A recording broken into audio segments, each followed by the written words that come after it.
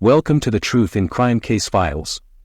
Nathaniel Brooks, a successful architect in his late 40s, was the cornerstone of his family. Nathaniel was well respected not only in his professional circle but also in the community. He had designed some of the most beautiful buildings in the city, his work a blend of creativity and practicality that earned him accolades and admiration. Nathaniel's wife, Serena Brooks, was a dedicated schoolteacher. In her early 40s, Serena was known for her warmth, patience, and unwavering commitment to her students. She often organized charity events and volunteered at local shelters, her compassion extending far beyond the classroom. Together, Nathaniel and Serena had built a life that many envied. They had 2 children, Dylan, a 16-year-old high school student with a passion for music, and Lila, a 12-year-old middle schooler with a love for art. Dylan was often found strumming his guitar in the backyard or playing with his band in the garage, while Lila's room was a colorful chaos of paints, brushes, and sketch pads. The Brooks family was the epitome of suburban bliss, their days filled with school events, family dinners, and weekend outings. On the surface, everything seemed perfect. Nathaniel's career was flourishing, Serena's influence in the community was growing, and their children were thriving. Friends and neighbors saw them as the ideal family, a beacon of stability and happiness in an often tumultuous world. But beneath this veneer of perfection lay a secret that threatened to unravel their lives. Nathaniel had always been a private man, even with his closest friends. While he was loving and attentive to his family, there were parts of his life he kept hidden. One such secret was his relationship with Julian Meyer, a 35-year-old artist known for his charismatic personality and striking artworks. Julian was deeply involved in the local art scene, his exhibitions drawing crowds and his workshops inspiring budding artists. Nathaniel and Julian had met at an art gallery opening 2 years prior. What began as a casual conversation over wine and canapés quickly developed into a deep, passionate affair. Nathaniel was drawn to Julian's creativity and intensity, finding in him a connection he had never experienced before. Julian, in turn, was captivated by Nathaniel's intellect and charm. Their meetings were secretive, their relationship hidden from everyone they knew. Despite the risks, their affair continued. Nathaniel managed to maintain the facade of a loving husband and father, while Julian struggled with the constraints of their hidden relationship. Julian's jealousy and obsession grew, fueled by his desire for more than stolen moments and whispered promises. This emotional turmoil set the stage for a tragic outcome, one that would shatter the lives of everyone involved. As the sun set on Willow Creek, the Brooks family gathered for dinner, unaware of the storm that was about to descend upon them. Serena's laughter echoed through the house, Dylan and Lila chatted animatedly about their day, and Nathaniel smiled, trying to ignore the gnawing guilt that threatened to consume him. The perfect family image they had so carefully constructed was about to be irrevocably broken, setting the stage for a story of love, obsession, and murder that would captivate and horrify the community. The tragedy that was about to unfold would not only expose Nathaniel's secret life but also reveal the fragility of the seemingly perfect world they had built. As the night fell, the shadows of their hidden truths began to creep closer, heralding the end of their idyllic existence and the beginning of a dark and twisted tale. It was a cool autumn morning when the tranquility of Willow Creek was shattered. Serena Brooks woke up early, her mind already racing with the day's plans. Nathaniel had left for an early morning meeting the previous night, explaining that he had to review some blueprints with a client. She hadn't thought much of it at the time, his work often demanded odd hours. However, as the morning light filtered through the bedroom window, a gnawing unease settled in her stomach. Nathaniel hadn't come home. Serena went through her usual routine, making breakfast for Dylan and Lila, who were bustling about with their typical morning energy. Despite her best efforts to maintain a sense of normalcy, her eyes kept drifting to the clock, the minutes ticking by with agonizing slowness. She called Nathaniel's phone several times, each attempt meeting with voicemail. By mid-morning, her unease had grown into full-blown worry. Nathaniel was always meticulous about keeping her informed, and his silence was unnerving. Serena decided to call his office, hoping for some reassurance. Nathaniel's assistant, Emily Porter, answered the call, her voice tinged with concern as she informed Serena that Nathaniel hadn't shown up for his morning meetings and hadn't called in.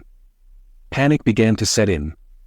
Serena's mind raced with possibilities, each more dreadful than the last. She called the police, her voice trembling as she reported her husband missing. Officer David Martinez, a seasoned and compassionate officer, arrived at their home shortly after, taking Serena's statement with a reassuring calmness. Meanwhile, across town, the usual quiet of Maplewood Park was broken by the rhythmic thump of running shoes on the path. Chloe Sanders, an early morning jogger, was following her usual route, the crisp air invigorating her. As she rounded a bend, something caught her eye, a shape lying just off the path, partially concealed by the underbrush. Chloe slowed to a stop, her breath hitching as she approached the figure. The closer she got, the more her dread grew.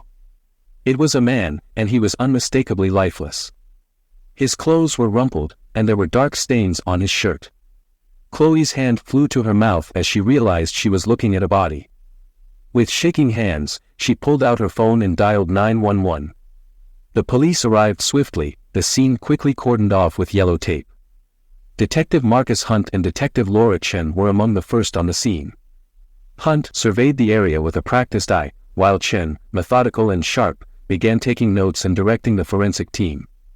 The body was soon identified as Nathaniel Brooks. Serena was at home with Dylan and Lila when Officer Martinez returned, his expression grave. Serena's world collapsed around her as she listened to the officer's words, her children's cries echoing in her ears. The crime scene was gruesome.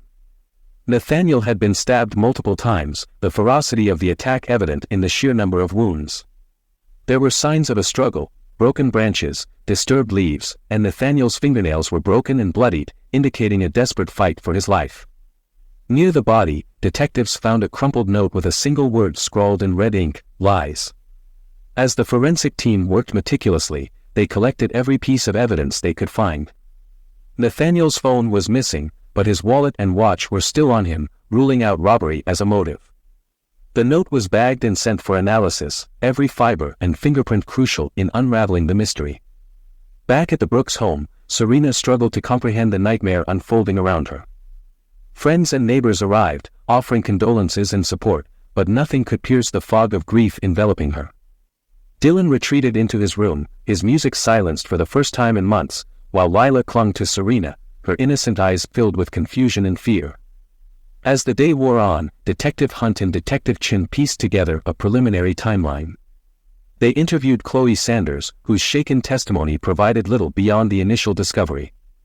They spoke with Emily Porter, who confirmed Nathaniel's uncharacteristic absence from work. They also interviewed Serena, her raw grief palpable as she recounted Nathaniel's supposed meeting and his unexplained disappearance. The detectives began canvassing the area, speaking with anyone who might have seen or heard something unusual.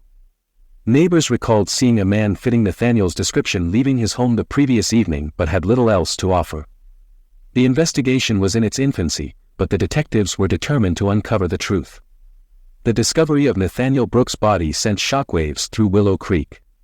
The perfect image of the Brooks family was shattered, replaced by a chilling mystery. The town, once a haven of peace and security, now harbored a dark secret. As the police worked tirelessly to piece together the puzzle, the specter of hidden truths and buried lies loomed large, casting a shadow over all who knew Nathaniel Brooks. Detective Marcus Hunt and Detective Laura Chen knew the clock was ticking. With Nathaniel Brooks' murder causing a media frenzy, pressure was mounting to find answers.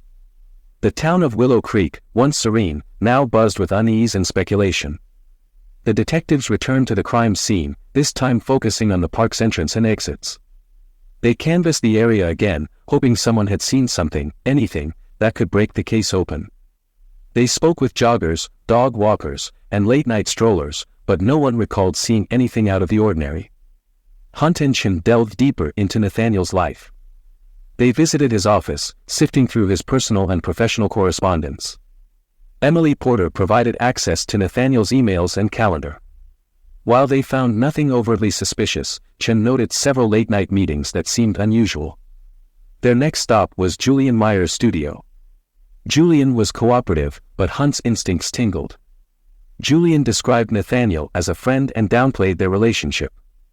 Hunt observed Julian's body language, noting the nervous fidgeting and avoidance of eye contact. Meanwhile, the forensic team made progress. The note found at the crime scene had yielded partial fingerprints, but they weren't in any database. The lab also found traces of skin cells under Nathaniel's fingernails, likely from his assailant. This evidence was sent for DNA analysis, a process that could take days. Serena Brooks, though devastated, was a crucial source of information. In her tearful interview, she revealed Nathaniel had seemed distant recently, often leaving the house late at night. She assumed it was work-related stress. Her genuine grief convinced the detectives she knew nothing of his double life. At the police station, Hunt and Chen compiled their findings. They listed everyone close to Nathaniel, scrutinizing their alibis. Lucas Reed, Nathaniel's business partner, became a person of interest. Their financial records revealed recent tensions and heated disagreements over projects. Reed admitted to the arguments but insisted he harbored no ill will. Then came the breakthrough. Detective Chen found a series of cryptic text messages on Nathaniel's computer, exchanged with an unknown number. The messages hinted at a strained relationship, marked by jealousy and threats. Chen traced the number to a disposable phone purchased at a local convenience store. Security footage from the store showed Julian Meyer making the purchase. With this new lead, the detectives intensified their focus on Julian. They obtained a warrant to search his studio and apartment. Inside, they found a blood-stained shirt hidden in a laundry basket, and a journal filled with obsessive entries about Nathaniel, detailing their affair and Julian's growing frustration. Julian was brought in for questioning. Under the weight of the evidence, his confident facade cracked. He confessed to meeting Nathaniel in the park that night, but insisted it was a heated argument that spiraled out of control. Julian claimed he never intended to kill Nathaniel, but his jealousy and rage took over. Julian's confession, coupled with the forensic evidence, was enough to charge him with first-degree murder. As he was led away in handcuffs, the gravity of his actions finally seemed to settle in, his once charismatic persona now a shadow of guilt and regret. With Julian Meyer in custody, the initial shock of Nathaniel Brooks' murder began to give way to the grueling process of legal proceedings. But for detectives Marcus Hunt and Laura Chen, their work was far from over. They had a confession, but they needed a watertight case to ensure justice was served. Moreover, they had to ensure there were no other players involved in this tragic affair. As they reviewed the evidence, they revisited each potential suspect to eliminate any lingering doubts. Lucas Reed, Nathaniel's business partner, remained on their radar. Reed's heated disagreements with Nathaniel over business matters had raised red flags. His financial records showed he was on the brink of bankruptcy, providing a potential motive if business tensions had boiled over. Reed was brought in for further questioning. Hunt and Chen grilled him about his whereabouts on the night of the murder and the nature of his disputes with Nathaniel. Reed's alibi, supported by multiple witnesses, checked out. He had been at a business dinner with clients, a fact corroborated by credit card receipts and several attendees. Despite his frustrations with Nathaniel, Reed appeared genuinely stunned by his partner's death and exhibited no signs of guilt or deceit. With Reed's involvement looking increasingly unlikely, the detectives turned their focus to understanding the dynamics between Nathaniel and Julian. They interviewed friends, colleagues, and anyone who might have insight into the nature of their relationship. They learned that Julian had a history of volatile relationships, marked by intense passion that often spiraled into obsession. His previous partners described him as charismatic yet possessive, a man whose love could quickly turn dark. One significant lead came from Ella Martin, Julian's neighbor. Ella recounted hearing loud arguments from Julian's apartment in the weeks leading up to the murder. She described Julian's erratic behavior, how he would oscillate between bouts of elation and deep despair. On the night of the murder, she had seen Julian leave his apartment in a frantic state, muttering to himself. This testimony painted a picture of a man on the edge, driven by jealousy and fear of losing Nathaniel. The DNA results came back, confirming that the skin cells found under Nathaniel's fingernails matched Julian. This solidified the case against Julian, but the detectives needed to understand the full context of his actions. Julian's journal, discovered during the search of his apartment, provided a haunting glimpse into his psyche. Entries detailed his intense feelings for Nathaniel, oscillating between adoration and rage. The final entries were particularly disturbing, filled with threats and ultimatums. Julian wrote about feeling betrayed, believing Nathaniel was ending their affair to save his marriage. The journal, combined with the text messages and the physical evidence, painted a chilling picture of a man pushed to the brink by his own emotions. As the case against Julian solidified, Hunt and Chen also focused on supporting the Brooks family through this traumatic time. Serena, Dylan, and Lila were grappling with the devastating loss of their husband and father, compounded by the shocking revelations about Nathaniel's secret life. The detectives kept a close eye on the community, ensuring that no other threats or hidden aspects of the case remained uncovered. They worked with prosecutors to prepare a compelling case against Julian, aiming to provide closure and justice for Nathaniel's family. Julian Meyer, now facing the full weight of the law, remained a figure of tragedy and obsession. His trial would soon begin, drawing the attention of the entire town and beyond. As the legal process unfolded, the detectives remained vigilant, their duty not only to solve the crime but to support a community healing from an unimaginable wound. As Julian Meyer awaited trial, Detective Marcus Hunt and Detective Laura Chen continued to piece together the final fragments of the case. They needed an airtight case, and one crucial element was still missing: the full story behind the fateful night of Nathaniel Brooks' murder. The turning point came when a call came in from Ella Martin, Julian's neighbor, who remembered something new. She recalled seeing a car parked outside Julian's apartment the night of the murder. Hunt and Chen immediately followed up, tracking down security footage from a nearby convenience store. Sure enough, the footage showed Julian getting into a car registered to his close friend, Daniel Reed, who was also Lucas Reed's brother. Daniel Reed, a known associate of Julian, was soon brought in for questioning. Initially, Daniel maintained he had nothing to do with the murder, insisting he had merely given Julian a ride. However, under the pressure of Hunt's relentless questioning and faced with the mounting evidence, Daniel's resolve crumbled. He admitted to driving Julian to Maplewood Park that night, but claimed he had no idea what Julian intended to do. With Daniel's confession, Hunt and Chen now had a clearer picture of the events leading up to the murder. Julian, consumed by jealousy and fear of losing Nathaniel, had orchestrated a confrontation. Daniel's testimony added a crucial piece to the puzzle, reinforcing the premeditated nature of Julian's actions. Detective Chen revisited the journal entries and text messages between Nathaniel and Julian, uncovering increasingly aggressive and threatening tones from Julian in the days leading up to the murder. One particular message stood out: "If I can't have you, no one will." This message, combined with Daniel's testimony in the forensic evidence, painted a chilling picture of Julian's state of mind.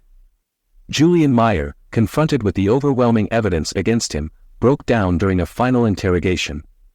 He confessed to planning the murder, driven by a toxic mix of love, jealousy, and the desire for financial security. Julian's admission, captured on tape, provided the final piece needed to solidify the prosecution's case. As the detectives prepared for the trial, they ensured that every detail was meticulously documented and every piece of evidence was in place. The breakthrough not only sealed Julian's fate but also offered a semblance of closure to the Brooks family, who had been tormented by the uncertainty surrounding Nathaniel's death. Julian Meyer would face trial not just for the murder of Nathaniel Brooks, but also for the deep betrayal and heartbreak he had inflicted on so many lives. The breakthrough in the investigation marked a turning point, leading to a trial that would seek to bring justice and closure to a town forever changed by this harrowing crime.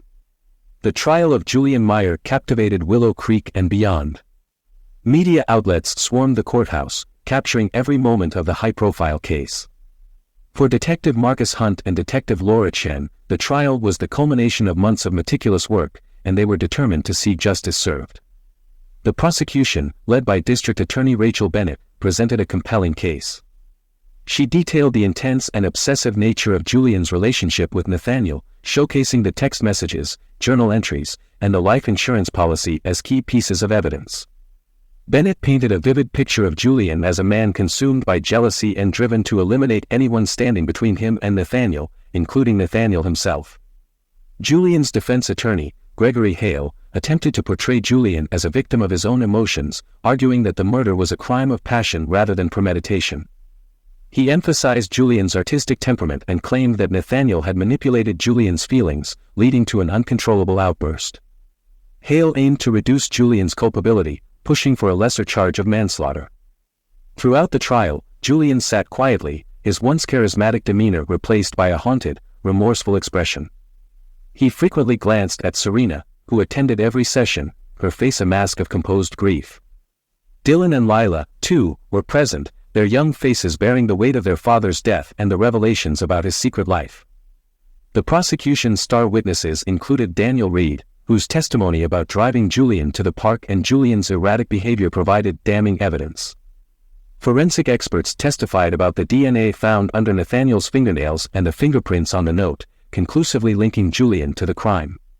Perhaps the most heart-wrenching testimony came from Serena Brooks. She spoke about Nathaniel's sudden distance, her shock at discovering his affair, and the devastating loss she and her children faced. Her voice, steady yet filled with sorrow, left a profound impact on the jury. The defense tried to counter by highlighting Nathaniel's role in the affair, attempting to share the blame for the tragic outcome. However, the sheer weight of evidence against Julian was overwhelming. The text messages and his own confession painted an irrefutable picture of premeditation and jealousy-fueled rage. In the closing arguments, District Attorney Bennett reiterated the cold, calculated nature of Julian's actions. She reminded the jury of the brutality of the murder and the premeditated steps Julian had taken, urging them to deliver a verdict that reflected the severity of his crime. After days of deliberation, the jury reached a unanimous verdict, guilty of first-degree murder. Julian Meyer was sentenced to life in prison without the possibility of parole. The courtroom erupted in a mix of relief and muted sobs as the verdict was read. Serena, Dylan, and Lila clung to each other, tears streaming down their faces, the weight of justice providing a measure of closure. As Julian was led away, his eyes met Serena's one last time. The remorse in his gaze was palpable, but it was too little, too late. The damage he had inflicted could never be undone. For Detective Hunt and Detective Chen, the verdict was a testament to their relentless pursuit of justice. The Brooks family could now begin the long, painful process of healing, knowing that the man who had torn their lives apart was held accountable. Willow Creek, too, could start to mend, forever marked by the tragic events but united in the pursuit of truth and justice. The trial's conclusion brought a palpable sense of relief to Willow Creek, but the emotional scars ran deep. As Julian Meyer began his life sentence, the Brooks family faced the daunting task of rebuilding their lives. In the days following the verdict, Serena Brooks focused on providing stability for her children. Dylan, once a carefree teenager, now carried the heavy burden of his father's death and the scandal that had rocked their family. Lila, still young and innocent, struggled to understand why her father was no longer with them. Serena, determined to shield her children from further pain, sought therapy for all of them, recognizing the importance of professional support in their healing journey. Detectives Marcus Hunt and Laura Chen received commendations for their meticulous investigation. Their dedication to uncovering the truth had been instrumental in bringing justice to Nathaniel Brooks and his family. In time, the Brooks family found a new sense of normalcy. Dylan pursued his passion for music, using it as an outlet for his emotions. Lila, guided by her mother's strength, blossomed into a compassionate and resilient young girl. Serena, balancing her roles as a mother, a truth in crime case solvers. Interested in more real-life murder mysteries? Be sure to like and subscribe to our channel. Do you have any thoughts about this case or have a case of your own you'd like us to investigate? Leave us a comment. Until then, stay safe.